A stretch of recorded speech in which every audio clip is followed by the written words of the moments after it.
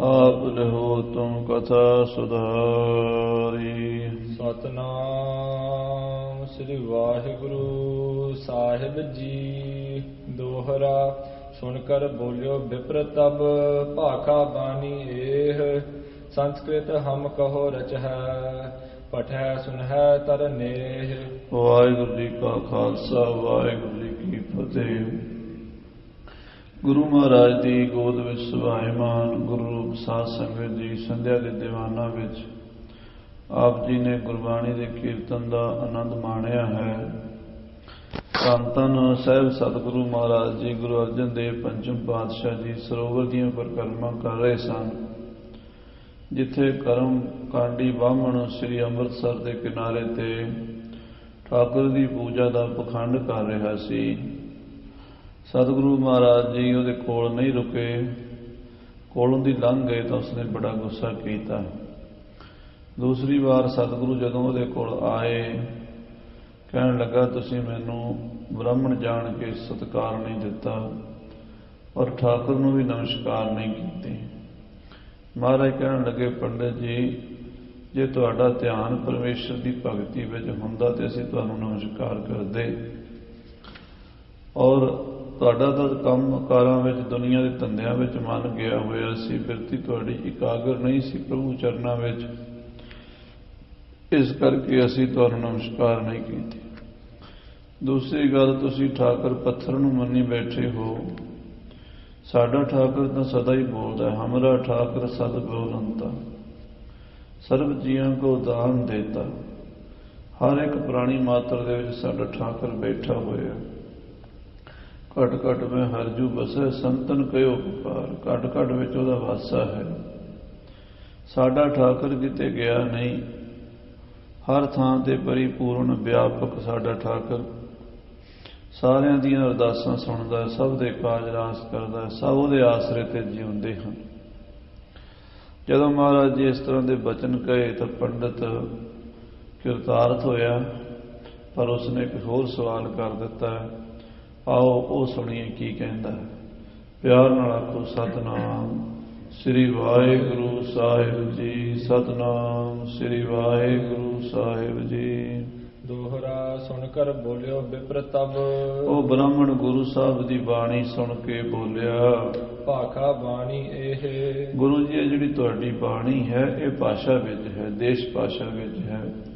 ਆਮ ਬੋਲ ਚਾਲ ਵਿੱਚ ਜਿਹੜੀ ਲੋਕ ਗੱਲਬਾਤ ਕਰਦੇ ਨੇ, ਉਸੇ ਭਾਸ਼ਾ ਵਿੱਚ ਤੁਸੀਂ ਬਾਣੀ ਰਚ ਰਹੇ ਹੋ। ਸੰਸਕ੍ਰਿਤ ਹਮ ਕੋ ਰਚ ਹੈ, ਸਾਨੂੰ ਤੇ ਸੰਸਕ੍ਰਿਤ ਜਿਹੜੀ ਦੇਵ ਭਾਸ਼ਾ ਹੈ ਉਹ ਚੰਗੀ ਲੱਗਦੀ ਹੈ।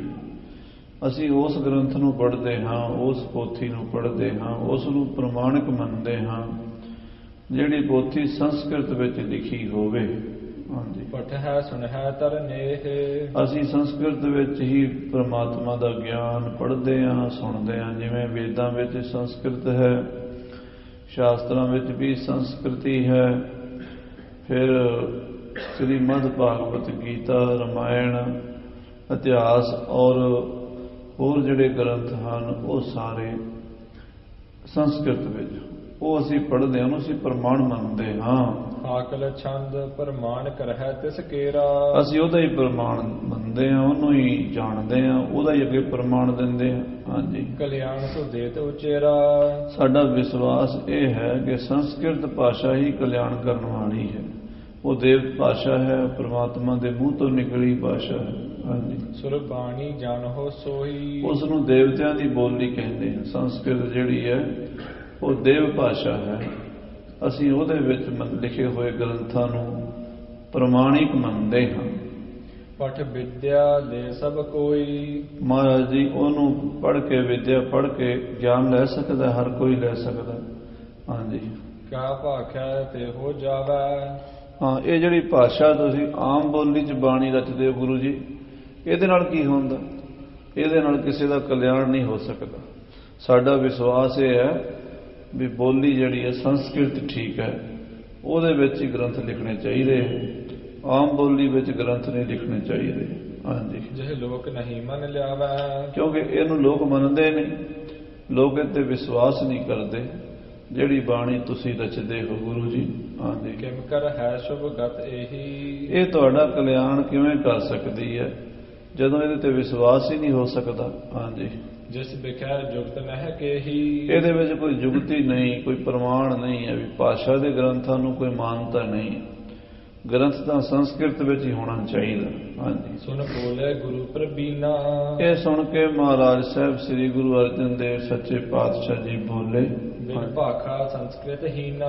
ਮਹਾਰਾਜ ਕਹਿੰਦੇ ਪੰਡਤ ਜੀ ਬਿਨਾਂ ਭਾਸ਼ਾ ਦੇ ਆਮ ਬੋਲੀ ਦੇ ਤਾਂ ਸੰਸਕ੍ਰਿਤ ਵੀ ਹੀਣੀ ਹੈ, ਸੰਸਕ੍ਰਿਤ ਵੀ ਲੂਲੀ ਲੰਗੜੀ ਹੈ।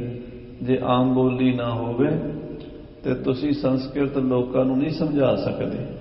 ਹਾਂਜੀ, ਜਗਿਆਸੂ ਨਹਿਨ ਉਦਾਰਾ। ਜਿਹੜੇ ਆਮ ਜਗਿਆਸੂ ਹਨ, ਗਿਆਨ ਲੈਣਾ ਚਾਹੁੰਦੇ ਨੇ, ਉਹਨਾਂ ਦਾ ਉਦਾਹਰਨ ਨਹੀਂ ਕਰ ਸਕਦੀ ਸੰਸਕ੍ਰਿਤ, ਕਿਉਂਕਿ ਹਰ ਇੱਕ ਬੰਦਾ ਪੜ੍ਹ ਨਹੀਂ ਸਕਦਾ, ਹਰ ਇੱਕ ਬੰਦਾ ਸਮਝ ਨਹੀਂ ਸਕਦਾ। 18 ਸਾਲ ਕਾਸ਼ੀ ਵਿੱਚ ਰਹਿ ਕੇ ਪੜ੍ਹਨਾ ਪੈਂਦਾ, ਫਿਰ ਜਾ ਕੇ ਵੇਦਾਂ ਦਾ ਗਿਆਨ ਆਉਂਦਾ। ਤੇ ਹਰ ਬੰਦਾ ਥੋੜਾ ਇੰਨਾ ਟਾਈਮ ਕੱਢੇਗਾ ਵੀ 18 ਸਾਲ ਕਾਸ਼ੀ ਜਾ ਕੇ ਪੜ੍ਹੇਗਾ। ਬਹੁਤ ਔਖਾ ਕੰਮ ਹੈ। ਸੋ ਪੰਡਤ ਜੀ ਤੁਹਾਡੀ ਬੋਲੀ ਸੰਸਕ੍ਰਿਤ ਸਾਰਿਆਂ ਦਾ ਭਲਾ ਨਹੀਂ ਕਰ ਸਕਦੀ। ਹਾਂਜੀ, ਕਿਮ ਭਗਤ ਗਿਆਨ ਸਿੱਖ ਧਾਰਾ। ਜਿੰਨਾ ਚਿਰ ਉਹਦੇ ਅਰਥ ਨਹੀਂ ਕਰਦੇ ਕਿਸੇ ਨੂੰ ਗਿਆਨ ਨਹੀਂ ਹੁੰਦਾ। ਤੁਸੀਂ ਵੀ ਪਹਿਲਾਂ ਸੰਸਕ੍ਰਿਤ ਪੜ੍ਹਦੇ ਹੋ, ਫਿਰ ਉਹਦਾ ਅਰਥ ਕਰਕੇ ਲੋਕਾਂ ਨੂੰ ਆਮ ਬੋਲੀ 'ਚ ਸਮਝਾਉਂਦੇ ਹੋ, ਤਾਂ ਹੀ ਲੋਕ ਮੰਨਦੇ ਨੇ। ਉਸ ਤੋਂ ਬਿਨਾਂ ਕਿਸੇ ਦਾ ਗਿਆਨ ਕਿਸੇ ਨੂੰ ਨਹੀਂ ਹੁੰਦਾ, ਭਗਤੀ ਦਾ ਵੀ ਪਤਾ ਨਹੀਂ ਲੱਗਦਾ। ਹਾਂਜੀ, ਜਬ ਪਠੋ ਸ਼ਲੋਕ ਉਚਾਰੀ। ਪੰਡਤ ਜੀ ਜਦੋਂ ਪਹਿਲਾਂ ਸ਼ਲੋਕ ਪੜ੍ਹਦੇ ਹੋ, ਭਾਵੇਂ ਉਹ ਸ਼ਲੋਕ ਗੀਤਾ ਦਾ ਹੋਵੇ, ਭਾਵੇਂ ਉਹ ਸ਼ਲੋਕ ਵੇਦਾਂ ਦਾ ਹੋਵੇ, ਭਾਵੇਂ ਉਹ ਸ਼ਲੋਕ ਮਹਾਭਾਰਤ ਵਿੱਚੋਂ ਹੋਵੇ, ਭਾਵੇਂ ਰਾਮਾਇਣ ਵਿੱਚੋਂ ਹੋਵੇ, ਭਾਵੇਂ ਕਿਸੇ ਪੁਰਾਣ ਵਿੱਚੋਂ ਹੋਵੇ। ਹਾਂਜੀ, ਮੈਂ ਸਮਝਿਆ ਕੋ ਨਰ ਨਾਰੀ। ਉਹਨੂੰ ਕੋਈ ਸਮਝ ਨਹੀਂ ਸਕਦਾ। ਸੰਸਕ੍ਰਿਤ ਬੋਲੋ, ਲੋਕਾਂ ਨੂੰ ਕੀ ਪਤਾ ਕੀ ਬੋਲੇ। ਆਮ ਪੇਂਡੂ ਲੋਕ ਜਿਹੜੇ ਅਨਪੜ੍ਹ ਲੋਕ ਨੇ, ਉਹ ਵਿਚਾਰੇ ਨਹੀਂ ਜਾਣਦੇ ਕਿ ਗੀਤਾ ਦਾ ਸ਼ਲੋਕ ਕੀ ਕਹਿ ਰਿਹਾ ਹੈ, ਮਹਾਭਾਰਤ ਦਾ ਸ਼ਲੋਕ ਕੀ ਕਹਿ ਰਿਹਾ ਹੈ, ਰਾਮਾਇਣ ਦਾ ਸ਼ਲੋਕ ਕੀ ਕਹਿ ਰਿਹਾ ਹੈ, ਜਾਂ ਵੇਦਾਂ ਦਾ ਸ਼ਲੋਕ ਜਾਂ ਸ਼ਾਸਤਰਾਂ ਦਾ ਸ਼ਲੋਕ ਕੀ ਕਹਿ ਰਿਹਾ, ਪਤਾ ਨਹੀਂ ਲੱਗਦਾ। ਹਾਂਜੀ, ਵਿੱਚ ਭਾਖਾ ਅਰਥ ਬਖਾਨੇ। ਫਿਰ ਪੰਡਤ ਜੀ ਤੁਹਾਨੂੰ ਉਹਦੀ ਕਥਾ ਕਰਨੀ ਪੈਂਦੀ, ਭਾਸ਼ਾ ਵਿੱਚ ਹੀ ਕਰਦੇ ਹੋ, ਪੰਜਾਬੀ ਵਿੱਚ ਕਰਦੇ ਹੋ, ਹਿੰਦੀ 'ਚ ਕਰਦੇ ਹੋ, ਲੋਕਾਂ ਨੂੰ ਦੱਸਦੇ ਹੋ ਵੀ ਇਹਦਾ ਇਹ ਮਤਲਬ ਹੈ, ਇਹਦਾ ਇਹ ਮੀਨਿੰਗ ਹੈ। ਹਾਂਜੀ, ਤਬ ਸਭ ਅਜਾਨ ਵੀ ਜਾਣੇ। ਜਦੋਂ ਤੁਸੀਂ ਆਮ ਬੋਲੀ 'ਚ ਅਰਥ ਕਰਦੇ ਹੋ, ਅਣਜਾਣ ਬੰਦੇ ਨੂੰ ਵੀ ਸਮਝ ਆ ਜਾਂਦੀ। ਜਿਹੜਾ ਨਹੀਂ ਪੜ੍ਹਿਆ ਲਿਖਿਆ ਉਹਨੂੰ ਵੀ ਪਤਾ ਲੱਗ ਜਾਂਦਾ ਵੀ ਗੀਤਾ 'ਚ ਭਗਵਾਨ ਕ੍ਰਿਸ਼ਨ ਜੀ ਨੇ ਆਹ ਹੁਕਮ ਲਾਇਆ, ਇਹ ਉਪਦੇਸ਼ ਦਿੱਤਾ, ਰਾਮਾਇਣ ਦੇ ਵਿੱਚ ਇਹ ਸਿੱਖਿਆ ਦਿੱਤੀ ਹੈ, ਮਹਾਭਾਰਤ ਵਿੱਚ ਇਹ ਗਿਆਨ ਦਾ ਬਚਨ ਆਇਆ, ਵੇਦਾਂ ਵਿੱਚ ਇਦਾਂ ਲਿਖਿਆ, ਸ਼ਾਸਤਰਾਂ ਵਿੱਚ ਇਦਾਂ ਲਿਖਿਆ। ਜਦੋਂ ਆਮ ਬੋਲੀ 'ਚ ਕਥਾ ਕਰਦੇ ਹੋ ਤਾਂ ਹੀ ਪਤਾ ਲੱਗਦਾ। ਜੇ ਆਮ ਬੋਲੀ ਨੂੰ ਛੱਡ ਕੇ ਕੱਲੀ ਸੰਸਕ੍ਰਿਤ ਦੀ ਪੜ੍ਹੀ ਜਾਓ ਤੁਹਾਨੂੰ ਪਤਾ ਲੱਗੇਗਾ, ਦੂਜਿਆਂ ਨੂੰ ਨਹੀਂ ਪਤਾ ਲੱਗੇਗਾ। ਆਮ ਆਦਮੀ ਨਹੀਂ ਪੜ੍ਹ ਸਕਦਾ, ਆਮ ਆਦਮੀ ਨੂੰ ਸਮਝ ਨਹੀਂ ਆਉਂਦੀ। ਹਾਂਜੀ, ਬਿਨ ਭਾਖਾ ਸਰਿਓ ਨਾ ਕੰਮ। ਸੋ ਬਿਨਾਂ ਆਮ ਬੋਲੀ ਦੇ ਕੰਮ ਨਹੀਂ ਸਰਦਾ।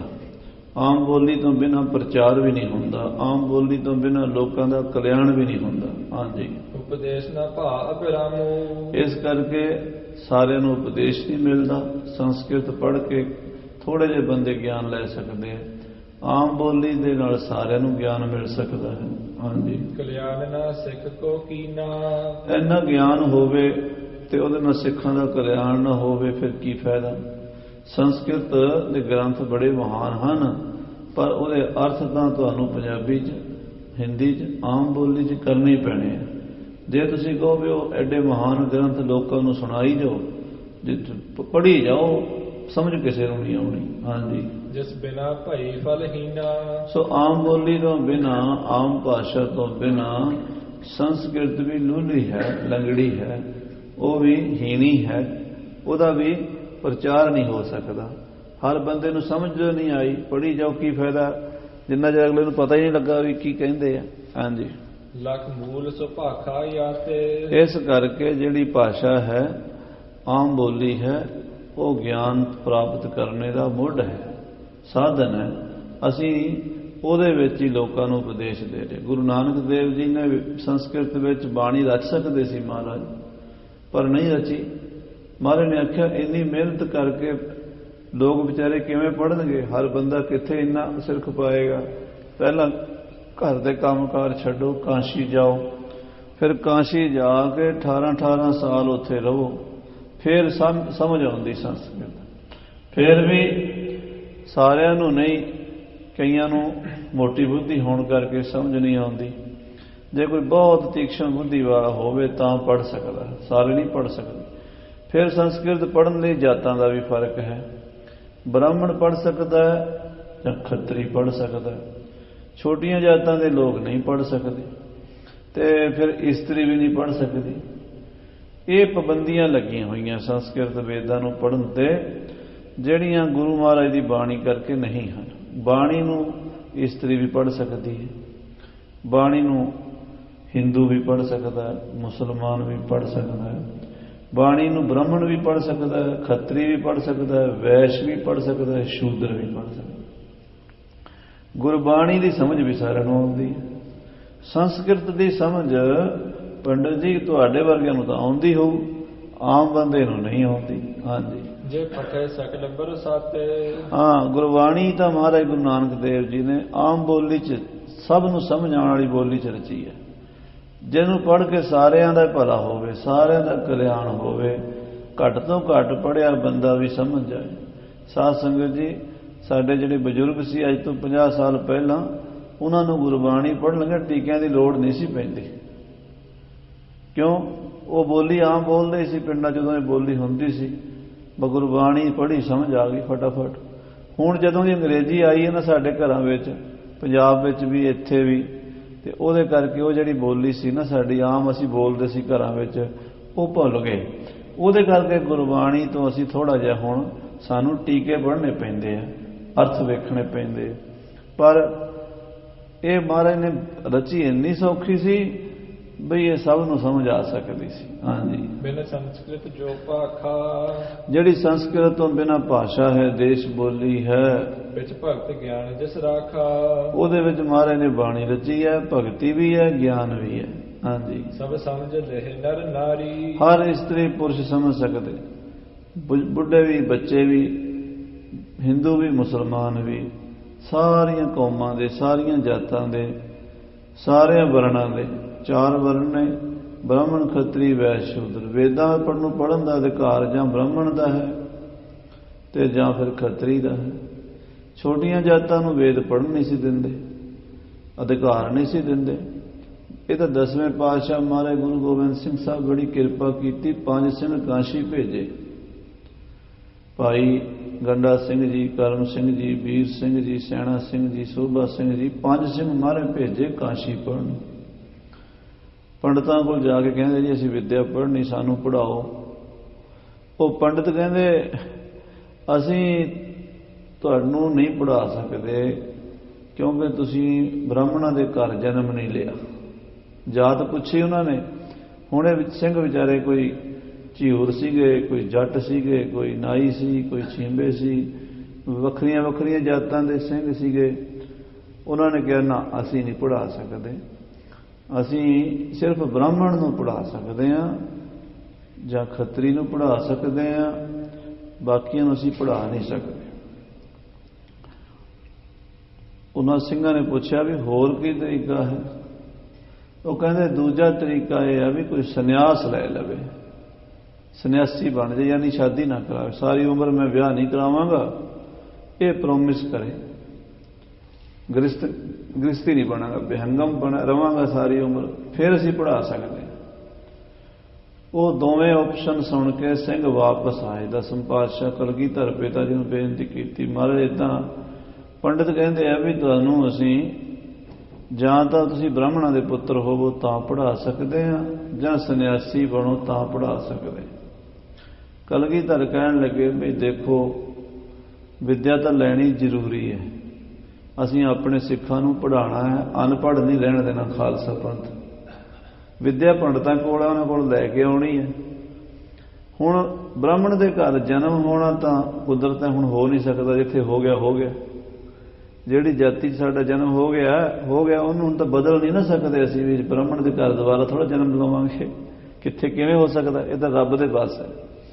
ਦੂਜਾ ਕੰਮ ਠੀਕ ਹੈ ਵੀ ਸੰਨਿਆਸ ਲੈ ਲਓ ਤੁਸੀਂ, ਉਹਨਾਂ ਪੰਜਾਂ ਸਿੰਘਾਂ ਨੇ ਅਰਦਾਸ ਕੀਤੀ, ਅਸੀਂ ਗ੍ਰਸਥ ਘਰ ਸੰਸਾਰ ਦੁਨੀਆ ਮੋਹ ਮਾਇਆ ਛੱਡੀ, ਤੇ ਉਹ ਉੱਥੇ ਜਾ ਕੇ ਉਹਨਾਂ ਨੇ ਵਿਦਿਆ ਪੜ੍ਹੀ। ਉਹ ਪੰਜੇ ਸਿੰਘ ਪੜ੍ਹ ਕੇ ਆਏ ਜਿਨ੍ਹਾਂ ਤੋਂ ਨਿਰਮਲਿਆਂ ਦੀ ਸੰਪਰਦਾ ਚੱਲੀ। ਸਿੱਖਾਂ ਵਿੱਚ ਵਿਦਵਾਨਾਂ ਦੀ ਮੰਡਲੀ ਨਿਰਮਲੇ ਮੰਨੇ ਜਾਂਦੇ। ਉਦਾਸੀ ਤੇ ਨਿਰਮਲੇ ਬਹੁਤ ਵਿਦਵਾਨ ਹੁੰਦੇ ਸੀ, ਬਹੁਤ ਸ਼ਾਸਤਰਾਂ ਦੇ ਗਿਆਤਾ ਹੁੰਦੇ। ਗੁਰਬਾਣੀ ਦੇ ਅਰਥ ਜਿੰਨੇ ਇਹਨਾਂ ਨੇ ਕੀਤੇ ਪੁਰਾਤਨ ਸਮੇਂ ਪਿੰਡਾਂ ਸ਼ਹਿਰਾਂ ਜਾ ਕੇ, ਬਾਹਮਣ ਜਿਹੜੇ ਸੀ ਨਾ, ਉਹ ਸਾਡੇ ਗ੍ਰੰਥ ਨੂੰ ਮਾਨਤਾ ਨਹੀਂ ਸੀ ਦਿੰਦੇ, ਨਾ ਹੀ ਸਾਡੇ ਮੰਤਰ ਨੂੰ ਮਾਨਤਾ ਦਿੰਦੇ ਸੀ। ਵਾਹਿਗੁਰੂ ਨੂੰ ਕਹਿੰਦੇ ਸੀ ਇਹ ਮੰਤਰ ਵੀ ਠੀਕ ਨਹੀਂ ਤੁਹਾਡਾ, ਤੇ ਤੁਹਾਡਾ ਗ੍ਰੰਥ ਵੀ ਠੀਕ ਨਹੀਂ। ਤਾਂ ਪੰਡਿਤ ਈਸ਼ਰ ਸਿੰਘ ਜੀ ਕਲਯੁਗੀ ਸਾਧ ਸੰਗਤ ਜੀ, ਇਹ ਫਲੌਰ ਦੇ ਲਾਗੇ ਪਿੰਡ ਹੈ, ਨਗਰ, ਫਿਲੌਰ ਦੇ ਫਗਵਾੜੇ ਦੇ ਇਲਾਕੇ 'ਚ ਨਗਰ ਪਿੰਡ ਹੈ। ਉੱਥੋਂ ਦੇ ਹੋਏ ਮਹਾਂਪੁਰਸ਼ ਬਾਬਾ ਈਸ਼ਰ ਸਿੰਘ ਜੀ। ਅੱਜ ਤੋਂ 150 ਸਾਲ ਪਹਿਲਾਂ ਪੰਡਤਾਂ ਨਾਲ ਤ੍ਰਿੰਬਕੇਸ਼ਵਰ ਦੇ ਮੰਦਿਰ 'ਚ ਬੜੀ ਵੱਡੀ ਚਰਚਾ ਹੋਈ, ਬੜੀ ਵੱਡੀ ਚਰਚਾ 'ਚ ਪੰਡਤਾਂ ਨੂੰ ਹਰਾਇਆ ਤੇ 516 ਅਰਥ ਵਾਹਿਗੁਰੂ ਮੰਤਰ ਦੇ ਕੀਤੇ ਤੇ ਗ੍ਰੰਥ ਲਿਖਿਆ ਵਾਹਿਗੁਰੂ ਮੰਤਰਾਰਥ ਸੰਸਕ੍ਰਿਤ। ਇੱਦਾਂ ਜਿਹੜੇ ਵੱਡੇ ਵੱਡੇ ਪੰਡਤ ਸੀ ਨਾ, ਬਾਹਮਣਾਂ ਦੇ ਵਿਦਵਾਨ ਸੀ, ਉਹਨਾਂ ਨੂੰ ਹਰਾਇਆ ਨਿਰਮਲੇ ਸੰਤਾਂ ਨੇ। ਮਨਾਇਆ ਉਹਨਾਂ ਕੋਲ ਵੀ ਗੁਰੂ ਨਾਨਕ ਦਾ ਮਤ ਸੱਚਾ ਹੈ, ਗੁਰੂ ਨਾਨਕ ਦਾ ਗੁਰਮੰਤਰ ਵੀ ਠੀਕ ਹੈ, ਇਹਦੇ ਵਿੱਚ ਕੋਈ ਆਪੱਤੀ ਨਹੀਂ, ਕਿਸੇ ਨੂੰ ਕੋਈ ਸ਼ੰਕਾ ਨਹੀਂ। ਸਾਰੇ ਸ਼ੰਕੇ ਕੱਢ ਦਿੱਤੇ। ਸ਼ੰਕੇ ਵਿਦਿਆ ਨਾਲ ਹੀ ਨਿਕਲਦੇ।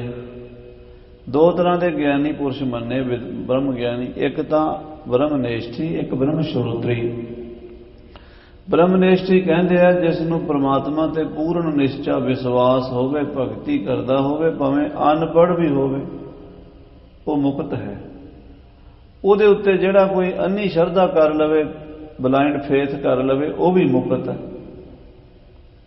ਪਰ ਜੇ ਕੋਈ ਨਗੋਚਾਂ ਕਰਨ ਵਾਲਾ, ਸਵਾਲ ਕਰਨ ਵਾਲਾ, ਕਿੰਤੂ ਪਰੰਤੂ ਕਰਨ ਵਾਲਾ ਵਿਦਿਆਰਥੀ ਆ ਜੇ, ਉਹਨੂੰ ਫਿਰ ਉਹ ਮਹਾਤਮਾ ਜਿਹੜਾ ਨਾ, ਉਹਦੇ ਸ਼ੰਕਿਆਂ ਦਾ ਜਵਾਬ ਨਹੀਂ ਦੇ ਸਕਦਾ। ਉਹਦੇ ਲਈ ਫਿਰ ਬ੍ਰਹਮ ਸ਼ਰੋਤਰੀ ਵਿਦਿਆਵਾਨ ਵੀ ਚਾਹੀਦਾ, ਉਹਨੂੰ ਵਿਦਿਆ ਵੀ ਆਉਣੀ ਚਾਹੀਦੀ, ਪੜ੍ਹੇ ਲਿਖੇ ਨੂੰ ਜਵਾਬ ਆਉਣਾ ਦੇਣਾ। ਇਸ ਕਰਕੇ ਸਤਿਗੁਰੂ ਜੀ ਨੇ ਵਿਦਿਆ ਖਾਲਸੇ 'ਚ ਲਿਆਂਦੀ ਹੈ, ਨਹੀਂ ਤਾਂ ਪਹਿਲਾਂ ਵਿਦਿਆ ਬਾਹਮਣਾਂ ਕੋਲ ਹੀ ਸੀ। ਉਹ ਜਿਹੜਾ ਪੰਡਤ ਹੈ ਉਹ ਕਹਿੰਦਾ ਜੀ ਤੁਹਾਡੀ ਬਾਣੀ ਸੰਸਕ੍ਰਿਤ ਵਿੱਚ ਨਹੀਂ। ਗੁਰੂ ਅਰਜਨ ਦੇਵ ਜੀ ਕਹਿੰਦੇ ਭਾਵੇਂ ਸੰਸਕ੍ਰਿਤ ਵਿੱਚ ਨਹੀਂ, ਤੁਹਾਡੀ ਸੰਸਕ੍ਰਿਤ ਵੀ ਸਾਡੀ ਬਾਣੀ ਤੋਂ ਬਿਨਾਂ ਲੰਗੜੀ ਹੈ, ਸਮਝ ਨਹੀਂ ਆਉਂਦੀ ਕਿਸੇ ਨੂੰ। ਫਿਰ ਤੁਹਾਨੂੰ ਕਥਾ ਤਾਂ ਉਸੇ ਬੋਲੀ 'ਚ ਕਰਨੀ ਪੈਂਦੀ ਹੈ ਨਾ, ਵੀ ਜਿਹੜੀ ਆਮ ਬੋਲੀ ਲੋਕਾਂ ਨੂੰ ਸਮਝ ਆਉਂਦੀ। ਹਾਂਜੀ, ਗਤ ਕਾਰਜ ਲਹਿ ਸੁਧਾਰੀ। ਸੋ ਮੁਕਤੀ ਦਾ ਕਾਰਜ ਸਭ ਤੋਂ ਜ਼ਰੂਰੀ ਹੈ। ਮੇਨ ਕਾਰਜ ਜਿਹੜਾ ਪਰਪਸ ਹੈ ਨਾ ਸਾਰੇ ਧਰਮਾਂ ਦਾ, ਗੁਰਬਾਣੀ ਦਾ ਵੀ, ਵੇਦਾਂ ਦਾ ਵੀ, ਗੀਤਾ ਦਾ ਵੀ, ਜਿੰਨੇ ਧਰਮ ਗ੍ਰੰਥ ਨੇ, ਉਹਦਾ ਪਰਪਸ ਕੀ ਹੈ? ਵੀ ਮੁਕਤੀ ਹੋਵੇ, ਆਤਮਾ ਦਾ ਕਲਿਆਣ ਹੋਵੇ। ਜੇ ਆਤਮਾ ਦਾ ਕਲਿਆਣ ਨਹੀਂ ਹੋਇਆ ਤੇ ਵੇਦ ਸ਼ਾਸਤਰ ਸਿਮਰਤੀ ਜਿੰਨੇ ਮਰਜ਼ੀ ਗ੍ਰੰਥ ਚੁੱਕੇ ਫਿਰੋ, ਫਿਰ ਕੋਈ ਫਾਇਦਾ ਹੀ ਨਹੀਂ। ਜੇ ਉਹਨੂੰ ਤੁਸੀਂ ਲੋਕਾਂ ਨੂੰ ਸਮਝਾਓਗੇ ਨਹੀਂ, ਉਹਦੀ ਵਿਆਖਿਆ ਨਹੀਂ ਕਰੋਗੇ, ਉਹਨੂੰ ਤੁਸੀਂ ਅਰਥ ਕਰਕੇ ਨਹੀਂ ਦੱਸੋਗੇ, ਉਹ ਲੋਕਾਂ ਦੀ ਕਲਿਆਣ ਕਿਵੇਂ ਹੋਵੇਗੀ, ਉਹਦੀ ਮੁਕਤੀ ਕਿਵੇਂ ਹੋਵੇਗੀ? ਹਾਂਜੀ, ਇਹ ਕੱਲੀ ਦੇ ਕਲਿਆਣਾ। ਇਹ ਗੁਰਬਾਣੀ ਜਿਹੜੀ ਹੈ ਨਾ, ਇਹ ਕੱਲੀ ਕਲਿਆਣ ਕਰ ਦਿੰਦੀ। ਜਿਹੜੀ ਸੰਸਕ੍ਰਿਤ ਹੈ ਉਹਨੂੰ ਆਮ ਬੋਲੀ ਦਾ ਸਹਾਰਾ ਲੈਣਾ ਪੈਂਦਾ। ਗੀਤਾ ਦੀ ਕਥਾ ਕਰਨੀ, ਰਾਮਾਇਣ ਦੀ ਕਥਾ ਕਰਨੀ, ਵੇਦਾਂ ਦੀ ਕਥਾ ਕਰਨੀ, ਮਹਾਭਾਰਤ ਦੀ ਕਥਾ ਕਰਨੀ, ਪੁਰਾਣਾਂ ਦੀ ਕਥਾ ਕਰਨੀ, ਪੰਡਤ ਜੀ ਤੁਹਾਨੂੰ ਕਰਨੀ ਪੈਂਦੀ ਆਮ ਬੋਲੀ 'ਚ। ਆਮ ਲੈਂਗੁਏਜ ਬੋਲਦੇ ਤੁਸੀਂ, ਲੋਕਾਂ ਨਾਲ ਗੱਲ ਕਰਨ ਲਈ ਉਹੀ ਬੋਲੀ ਬੋਲੋਗੇ ਜਿਹੜੀ ਤੁਹਾਨੂੰ ਲੋਕਾਂ ਨੂੰ ਸਮਝ ਆਉਂਦੀ।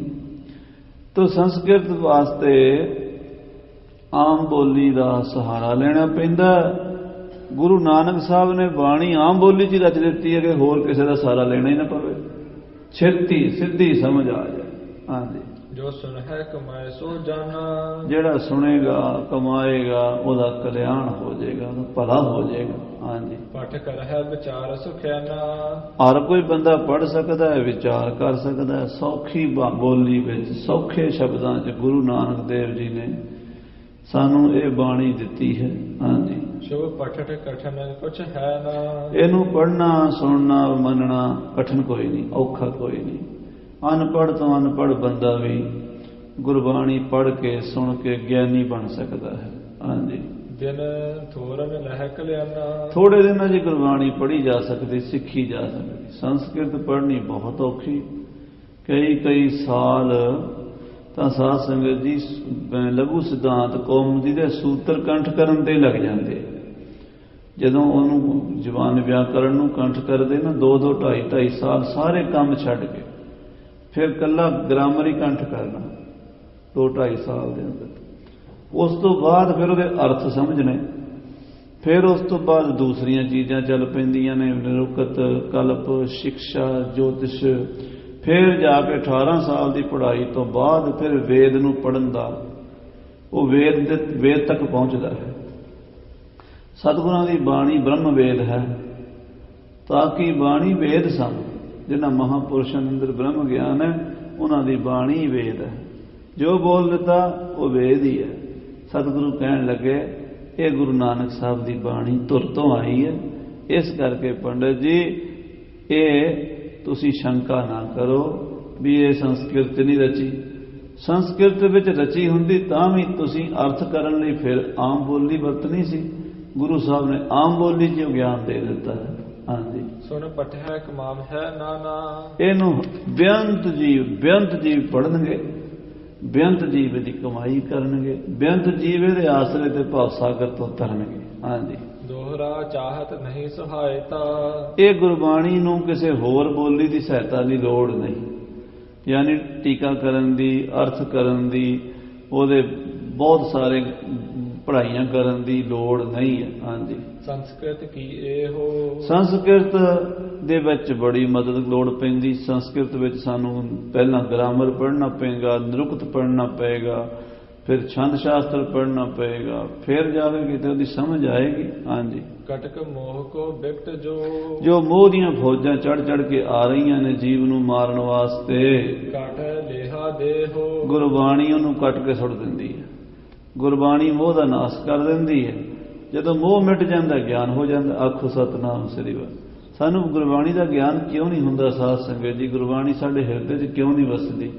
ਕਈ ਪ੍ਰੇਮੀ, ਮੈਂ ਵੀ ਵਿੱਚ ਹੀ ਹਾਂ, ਸਾਡਾ ਸਵਾਲ ਇਹ ਹੈ ਕਿ ਸਾਡਾ ਬਾਣੀ 'ਚ ਮਨ ਕਿਉਂ ਨਹੀਂ ਲੱਗਦਾ? ਸਵੇਰੇ 5 ਬਾਣੀਆਂ ਦਾ ਨਿਤਨੇਮ ਕਰਦਿਆਂ ਮਨ ਨਹੀਂ ਲੱਗਦਾ, ਸੁਖਮਨੀ ਸਾਹਿਬ ਪੜ੍ਹਦਿਆਂ ਮਨ ਨਹੀਂ ਲੱਗਦਾ, ਰਹਿ ਰਸ ਕਰਦਿਆਂ ਮਨ ਨਹੀਂ ਲੱਗਦਾ। ਉਹਦਾ ਕਾਰਨ ਇਹ ਹੈ ਵੀ ਅਸੀਂ ਮੋਹ ਨਹੀਂ ਛੱਡਿਆ ਹੋਇਆ। ਜੇ ਅਸੀਂ ਮੋਹ ਨੂੰ ਛੱਡਣ ਦੀ ਕੋਸ਼ਿਸ਼ ਕਰੀਏ, ਅਰਦਾਸ ਕਰੀਏ ਜਾਂ ਮੋਹ ਵਾਸਤੇ ਮਹਾਰਾਜ ਨੂੰ ਬੇਨਤੀ ਕਰੀਏ ਵੀ ਮੋਹ ਮਿਟ ਜਾਵੇ, ਬਾਣੀ 'ਚ ਉਸੇ ਵੇਲੇ ਮਨ ਲੱਗ ਜਾਏਗਾ। ਤਾਂ ਬਾਣੀ ਜਦੋਂ ਅਭਿਆਸ ਕਰਾਂਗੇ, ਬਾਣੀ ਪੜ੍ਹਾਂਗੇ, ਇਹ ਮੋਹ ਨੂੰ ਪਛਾੜੇਗੀ, ਘਟਾਏਗੀ। ਮੋਹ ਘਟੇਗਾ। ਬਿਨਸੈ ਮੋਹ ਮੇਰਾ ਅਰ ਤੇਰਾ, ਬਿਨਸੈ ਆਪਣੀ ਤਾਰੀ, ਸੰਤੋ ਇਹ ਬਤਾਵੋ ਕਾਰੀ, ਜਿਤ ਹਉਮੈ ਗਰਭ ਨਿਵਾਰੀ। ਫਿਰ ਗੱਲ ਬਣ ਜਾਏਗੀ। ਹਾਂਜੀ, ਜਥਾ ਸੁਭਟ ਥਿਰਤੀ ਹੋਏ। ਜਿਵੇਂ ਕਹਿੰਦੇ ਇੱਕ ਅਤ ਰਥੀ ਹੁੰਦਾ, ਅਤ ਰਥੀ, ਇੱਕ ਮਹਾਰਥੀ। ਇਹ 3 ਤਰ੍ਹਾਂ ਦੇ ਯੋਧੇ ਹੁੰਦੇ ਸੀ ਪਹਿਲਾਂ, ਰਥੀ, ਮਹਾਰਥੀ, ਅਤ ਰਥੀ। ਇੱਕ ਅਤ ਰਥੀ ਹੁੰਦਾ ਸਭ ਤੋਂ 10,000 ਦੇ ਨਾਲ ਇਕੱਲਾ ਹੀ ਲੜਨਾ।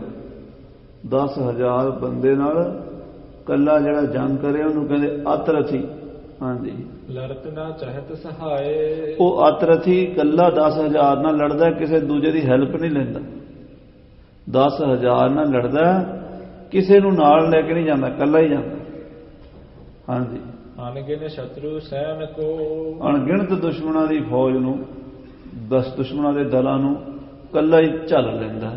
ਹਾਂਜੀ, ਨਾਸਹਿ ਜੁੱਧ ਮਚਾਏ। ਉਹ ਯੁੱਧ ਵਿੱਚ ਮਾਰ ਦਿੰਦਾ। ਹਾਂਜੀ, ਸੰਸਕ੍ਰਿਤ ਤੁਮਰੀ ਜੋ ਹੈ। ਇਹ ਪੰਡਤ ਜੀ ਤੁਹਾਡੀ ਜਿਹੜੀ ਸੰਸਕ੍ਰਿਤੀ ਹੈ, ਰਥੀ ਮਹਾਰਥ ਦੋਏ। ਉਹ ਰਥੀ ਤੇ ਮਹਾਰਥੀ ਹੈ, ਪਰ ਗੁਰਬਾਣੀ ਅਤ ਰਥੀ ਹੈ ਕਹਿੰਦੇ। ਹਾਂਜੀ, ਚਾਹੇ ਸਹਾਏ ਰਨ ਮਹਿ। ਕਿਉਂਕਿ ਇਹ ਸੰਸਕ੍ਰਿਤ ਨੂੰ ਦੂਜੀ ਦੀ ਸਹਾਇਤਾ ਦੀ ਲੋੜ ਹੈ, ਆਮ ਬੋਲੀ ਦੀ ਸਹਾਇਤਾ ਦੀ ਲੋੜ ਹੈ। ਹਾਂਜੀ, ਲੜਹਿ ਇੱਕ ਮਹਿ ਸ਼ਕਤ ਨਾ ਹੋਏ। ਤੇ ਕੱਲੀ ਨਹੀਂ ਲੜ ਸਕਦੀ ਸੰਸਕ੍ਰਿਤ, ਕੱਲੀ ਨਹੀਂ ਸੰਸਕ੍ਰਿਤ ਲੜ ਸਕਦੀ, ਉਹਨੂੰ ਆਮ ਬੋਲੀ ਦਾ ਸਹਾਰਾ ਲੈਣਾ ਪੈਂਦਾ। ਗੁਰਬਾਣੀ ਕੱਲੀ ਲੜਦੀ ਹੈ। ਹਾਂਜੀ, ਭਾਖਾ ਕੋਲੇ ਸੰਗ ਨਿਜ। ਗੁਰਬਾਣੀ ਸਾਧ ਸੰਗਤ ਜੀ, ਮਹਾਰਾਜ ਸੱਚੇ ਪਾਤਸ਼ਾਹ ਗੁਰੂ ਅਰਜਨ ਸਾਹਿਬ ਜੀ ਗੁਰਬਾਣੀ ਦੀ ਮਹਿਮਾ ਦੱਸ ਰਹੇ ਨੇ। ਕਹਿੰਦੇ ਗੁਰਬਾਣੀ ਕੱਲੀ ਹੀ ਸਭ ਦਾ ਕਲਿਆਣ ਕਰ ਦਿੰਦੀ ਹੈ। ਹਾਂਜੀ, ਸਿੱਖਣ ਕੋ ਸਮਝਾਏ। ਸਿੱਖਾਂ ਨੂੰ ਸਮਝਾ ਦਿੰਦੀ ਹੈ, ਕਿਸੇ ਭਾਸ਼ਾ ਦੀ ਲੋੜ ਨਹੀਂ। ਬਾਕੀ ਵੇਦ ਸ਼ਾਸਤਰ, ਸਿਮਰਤੀ, ਸੰਸਕ੍ਰਿਤ ਗਿਆਨ ਤਾਂ ਬੜਾ ਮਹਾਨ ਹੈ, ਪਰ ਦੂਜੀ ਬੋਲੀ ਤੋਂ ਬਿਨਾਂ, ਲੋਕ ਬੋਲੀ ਤੋਂ ਬਿਨਾਂ ਕੰਮ ਨਹੀਂ ਕਰਦਾ। ਹਾਂਜੀ, ਮੋਹ ਕਟਕ ਤਬ ਜੀਤ ਹੈ। ਮੋਹ ਦੀਆਂ ਫੌਜਾਂ ਨੂੰ ਤਾਂ ਹੀ ਜਿੱਤੇਗਾ। ਹਾਂਜੀ, ਗਤ ਦੇ ਜੌਨ ਕਮਾਏ। ਜਿਹੜਾ ਇਹਨੂੰ ਸੁਣੇਗਾ, ਕਮਾਏਗਾ, ਮੰਨੇਗਾ। ਸੋ ਗੁਰੂ ਸਾਹਿਬ ਜੀ ਨੇ ਬਾਣੀ ਦਾ ਮਹਾਤਮ ਦੱਸਿਆ, ਪੰਡਤ ਨੇ ਸੁਣਿਆ, ਜਿਹੜਾ ਉਹਦਾ ਸ਼ੰਕਾ ਸੀ ਉਹ ਮਿਟ ਗਿਆ। ਪੰਡਤ ਚਰਨਾਂ ਤੇ ਟਹਿ ਕੇ ਗੁਰੂ ਦਾ ਸਿੱਖ ਬਣਿਆ ਸੀ, ਅੱਗੇ ਨੂੰ ਗੁਰਬਾਣੀ ਦਾ ਅਭਿਆਸੀ ਬਣਿਆ। ਫੋਕਟ ਕਰਮ ਕਾਂਡ ਛੱਡ ਦਿੱਤੇ, ਨਾਮ ਜਪਦਾ, ਬਾਣੀ ਪੜ੍ਹਦਾ ਉਹ ਬ੍ਰਾਹਮਣ ਗੁਰੂ ਮਹਾਰਾਜ ਸੱਚੇ ਪਾਤਸ਼ਾਹ ਦੀ ਕਿਰਪਾ ਨਾਲ ਬ੍ਰਹਮ ਗਿਆਨ ਤੱਕ ਪਹੁੰਚਿਆ। ਸੋ ਇਹ ਕਥਾ ਅੱਗੇ ਆਪਾਂ ਸਰਵਣ ਕਰਾਂਗੇ। ਸਮੇਂ ਦੇ ਲਿਹਾਜ਼ ਨਾਲ ਸਮਾਪਤੀ ਹੈ।